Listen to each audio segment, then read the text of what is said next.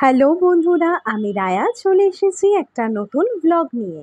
আজকে আমার জন্মদিন, কিন্তু আর 5টা দিনের মতনই আজকেও একটা রেগুলার ডেই ছিল।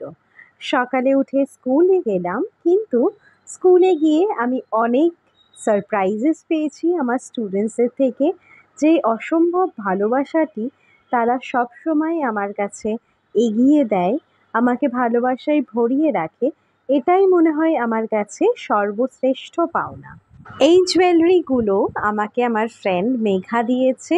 দেখো কি ভীষণ সুন্দর হয়েছে। এরপরে যেই ব্যাগটা দেখতে পাচ্ছ, এটা আমার ফ্রেন্ড মেরিলিন দিয়েছে। আমি স্কুল থেকে ফেরার পরে এসে দেখি ওরা আমায় সারপ্রাইজ করার জন্য এসেছে। স্কুলের প্রচুর কাজের চাপ থাকা সত্ত্বেও যেই গিফটসগুলো আমি আজকে পেয়েছি, যেই ভালোবাসা, the warmth of their love really melted me today. আমি সবসময় আমার বাচ্চাদের অ্যাপ্রিশিয়েট করি ওরা যখন নিজে হাতে করে কিছু বানিয়ে আমাকে দেয়। সেটা হতে পারে কোনো কার্ড, কোনো নোট বা লেটার। ওরা যখন লিখে ওদের মনের ভাব প্রকাশ করে, আমি সেগুলোকে সবসময় এনকারেজ করি। আর তোমরা দেখো ওরা কি সুন্দর করে কার্ডস, লেটার্স লিখে লিখে আমার জন্য দিয়েছে। I really appreciate how these small kids are trying to express their emotions for their teachers.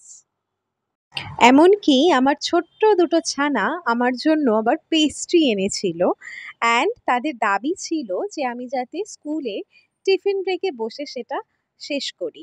কিন্তু আমার মা তো অলরেডি আমাকে টিফিন দিয়েছিল, সেটা ফিনিশ না করলে আমার বাড়িতে এসে খবর হতো।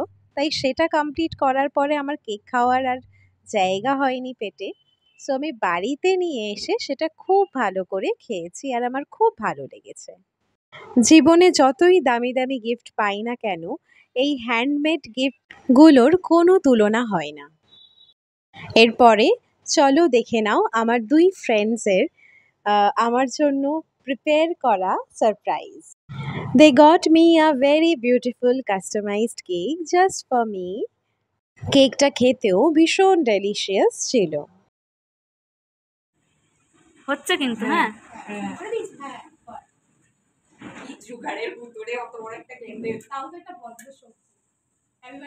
Happy birthday to you, happy birthday to you, happy birthday, happy birthday, happy birthday to you.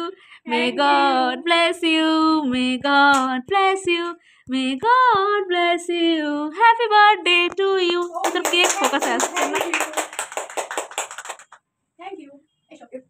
আগে আন্টি, আগে আন্টি।